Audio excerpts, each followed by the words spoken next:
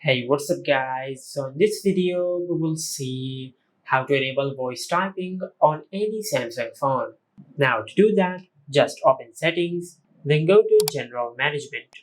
Tap on Samsung keyboard settings, then go to voice input. From here, instead of none, just select Samsung voice input.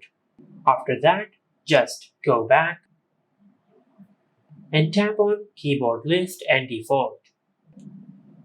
Now on this page, just make sure you enable keyboard button on navigation bar. Now once you enable this option, just open the keyboard on your Samsung phone and you will find this microphone icon over here. Now if you cannot find the microphone icon over here and if you see a keyboard icon, just tap and hold on the icon and select voice input. Now once you select voice input, just tap on the microphone icon. Now just select while using the app. And this is how you can enable voice typing on any Samsung phone. If you found this video helpful, please like the video and subscribe to our channel and hit the bell icon to get notified when we upload a new video.